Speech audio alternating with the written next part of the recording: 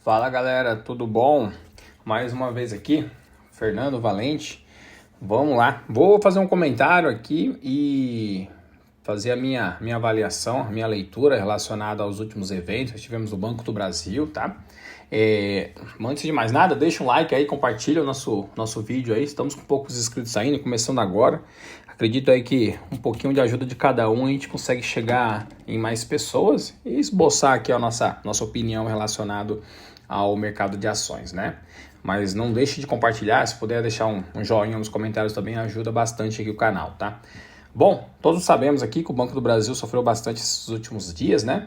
Mas eu trouxe aqui uma avaliação, eu já falei do Banco do Brasil, mas volto novamente a fazer alguns comentários pontuais, acho que faz sentido hoje nesse momento. Pode observar que nessa última sexta-feira, nesse último dia 15, né? O Banco do Brasil teve um aumento bem expressivo e eu vou deixar até aqui anexo nos comentários um relatório, tá? Na verdade é um comentário relacionado ao relatório que houve do Banco do Brasil da última quinta-feira, né?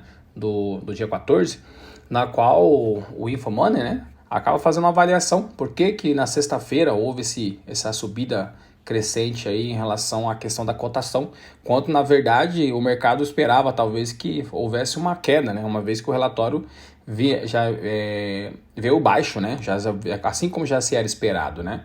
Bom, eu já sou do contrário, eu acho que todo o mercado já precificava essa queda forte das ações do Banco do Brasil, caiu muito nas últimas semanas e vimos também aí que ao mesmo tempo caiu também nessa semana aí pré-relatório, caiu bastante de maneira exacerbada, né?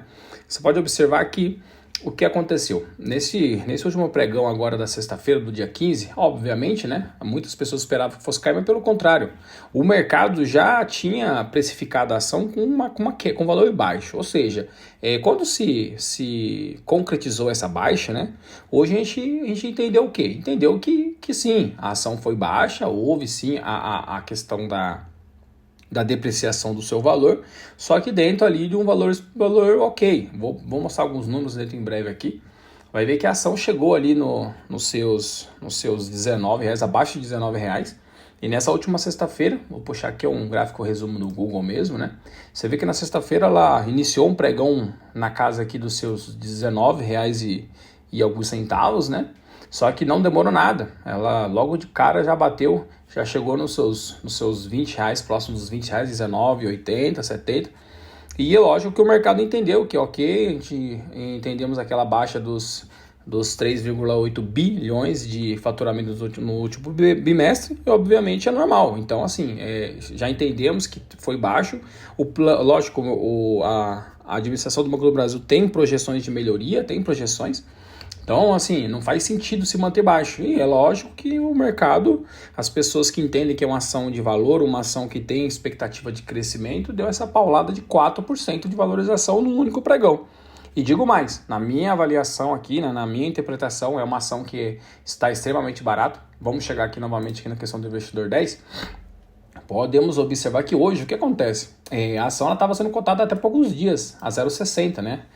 De seu valor patrimonial, ou seja, 60% do valor patrimonial. E isso a gente sabia que esse valor, a tendência é subir. Então, com uma cotação de fechamento nesse último pregão do dia 15, a ação chegou ali nos seus R$20,64, mas assim a gente está falando de uma cotação ainda muito baixa, né? Ou seja, tem margem para crescer, né? Como já foi dito, nesse último pregão, esse aumento foi forte, né?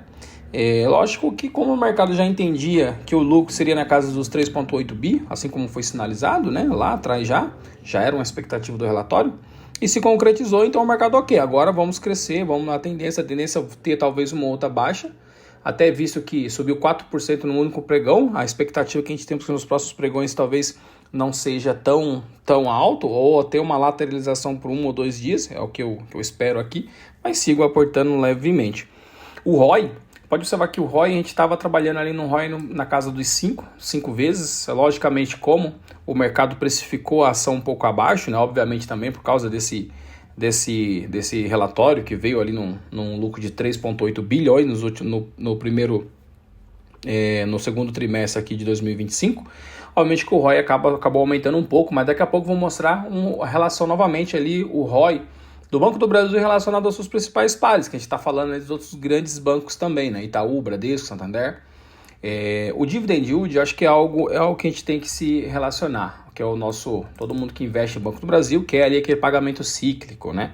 O que acontece hoje? A gente sempre estava trabalhando ali numa média ali anual de 8,5%, às vezes com um preço médio mais baixo, chegava ali nos seus 10%. Obviamente, como a expectativa do banco, infelizmente, com esse relatório, ele divulgou algo para nós negativo também. A política de dividendos, eles trabalhavam antes de 40% a 45% de liberação sobre o líquido, né? Agora não, eles reduziram para 30% do dividend yield sobre o faturamento líquido. Ou seja, a gente está trazendo aqui que antigamente a gente estava trabalhando na média ali de 8% a 9% de dividend yield anual, dependendo do valor de preço médio que tu tem. Mas hoje a gente está trabalhando aqui numa dividend yield na casa de 6% a 7%. Bom, se a gente fala que existe uma probabilidade de você conseguir uma cota baixa, num valor de ação legal, na casa aí de seus R$21, com valor de ação ainda a casa de 65% do seu valor patrimonial, ou seja, tendo uma margem aqui de valorização tranquilamente de 20%, ou seja, você conseguiria chegar nessa ação aqui a R$25. R$25, você está falando de 20% de valorização sobre o valor da ação e mais aí os seus potenciais 6% a 7% de dividend yield, ou seja, um dividendo ao cost aí, no caso, né? Você está falando um dividendo mais ali uma rentabilidade de ação ao longo do período, a gente está falando aí de algo que pode chegar aí a 30%. Então, renda variável, a gente sabe que tem sim uma probabilidade de crescimento muito maior, assim como a ação do Banco do Brasil pode ter sua volatilidade, porém a expectativa é de crescimento no longo prazo, assim como sempre foi. Se a gente puxar o gráfico aqui nos últimos 5 anos, você vê que a tendência dele é sempre um crescimento. O Banco do Brasil é um banco de 200 anos, né? A gente não está falando de um banco pequeno, a gente não está falando de um banco digital. Mais uma vez eu reforçando a questão do banco digital. Nada contra, pelo contrário, eu também tenho conta em alguns bancos digitais. Não acho que eles sejam ruins, não é isso, tá? Tem que diferenciar cada caso a caso. Porém, são bancos suscetíveis, aí são bancos que, por mais que eles giram um grande capital, são bancos que não têm aí essa solidez aí, que já passou por inúmeras crises, pandemias e tudo mais, né? A gente está falando de um banco que já mudou de governos inúmeras vezes, independente de ser ou não uma empresa estatal. Ela é uma empresa que tem um período de longevo, no caso. A gente entende que sim, é um banco que é para se aposentar com ele. E a minha expectativa é que nos próximos 12 a 24 meses, esse valor de cota aqui, pelo menos, a gente está falando pelo menos 50% aí de valorização. A gente sabe que ela chegou ali nos alguns patamares na casa de R$29, né? Eu acredito aí que a gente vai voltar esses R$29 aí nos próximos 12 meses, 24 meses no máximo, ou seja, você está falando de 50% de valorização aqui. Sair de R$20 para ir para 30, quem não quer essa valorização aqui num período de 12 meses, 24 meses?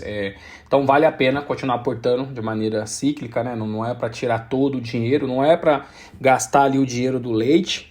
Pelo contrário, né, até existe um jardão aí de um youtuber utilizar o dinheiro da pinga, né, aquele pequeno valor que não vai te fazer falta, e ir aportando ali semanalmente ou mensalmente de acordo com as suas condições, obviamente. Vou mostrar aqui embaixo rapidinho, vou colocar, como eu te falei, né, somente a questão dos pares, que eu acho que é bem válido. Mais uma vez a questão da comparação do ROI, falou que o ROI, a gente estava trabalhando com o ROI na casa ali dos seus 5,5%. Agora, obviamente, como o mercado precificou o valor da cota, o valor da ação abaixo, obviamente o seu dividend yield também também diminuiu ali de 8,5% a 9% anual, baixou-se ali uma expectativa de mercado de 6% a 7% ali, mais ou menos, né? Ou seja, o ROI, obviamente, que ele aumentou. Mas vamos fazer uma relação relacionada aos ROIs dos seus pares aí, né? A gente está falando ROI em relação ao Itaú. O Itaú, então, em teoria, então, é um banco mais caro em relação ao seu ROI. Se você pegar o BTG, aí nem se fala, né? O Bradesco está praticamente no mesmo ROI. Santander, mesmo ROI. E mais alguns bancos aqui que de menor tamanho, obviamente. A gente vê a questão do dividend yield, né? Não existe uma relação, obviamente, clara aqui, que o Banco do Brasil Pagou-se muito e a tendência é se pagar-se muito, ainda mais agora com o valor da cota por ação baixa, a gente concorda que o seu dividend yield médio, que seria a valorização da cota, mais o seu dividendo ali ao longo do período, a tendência é crescer e você não vai ganhar apenas os 6, 7%, você vai ganhar os 6, 7% mais a valorização ali do valor da cota da ação que você comprou. Ou seja, a gente está falando de mais de 15, 20% anual aí. Existe uma probabilidade de crescimento muito forte.